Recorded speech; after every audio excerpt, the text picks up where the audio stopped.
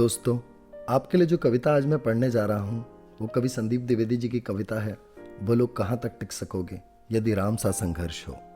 संदीप जी कहते हैं उनकी ये कविता आपको ये सुनाती नहीं फिरेगी कि ये करो, ये सोचो वो सोचो, बल्कि आपको एक चरित्र को लेकर आपसे कुछ प्रश्न करेगी, क्योंकि जिस चरित्र पर यह कविता है उनके संघर्षों और त्यागों के लिए ही उन्हें पूजा जाता है, और वो चरित्र हैं भगवान श्री राम। सभी इनके संघर्षों से परिचित हैं, लेकिन क्या कभी इन्हें लेकर, इनके संघर्षों को लेकर आपके भीतर कोई प्रश्न आए हैं? नहीं, ये कविता इन्हीं प्रश्नों को अपने में समेटती है। बस ध्यान से सुनिए, क्योंकि प्रश्न अगर गहराई तक नहीं उतर पाए तो आप प्रश्नों से पर्याप्त ऊर्जा नहीं ले पाएंगे। सहली कितनी यातना पर कर्तव्य सर्वोपरि रखा, त्यागशील संकल्प को जिस तरह जीवित रखा। बोलो कहाँ तक टिक सकोगे यदि राम सा संघर्ष हो। कल मुकुट जिस पर साजना था, अब उसे सब कुछ त्यागना था। निर्णयों के द्वंद्व से एक बालपन का सामना था।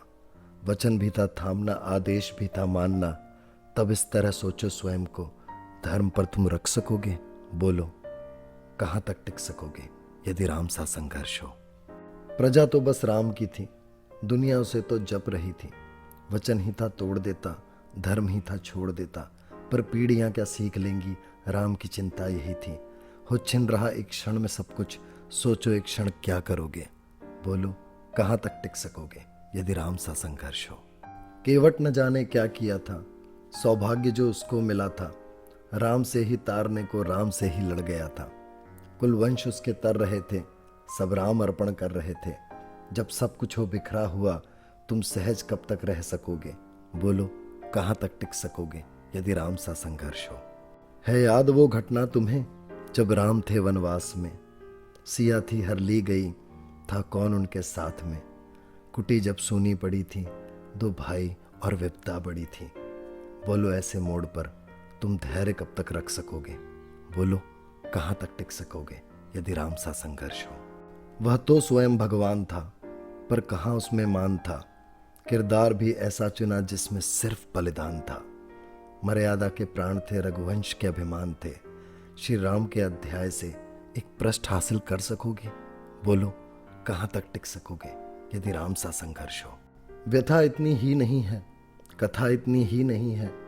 कुछ शब्द उनको पूर्ण कर दें, राम वो गाथा नहीं है।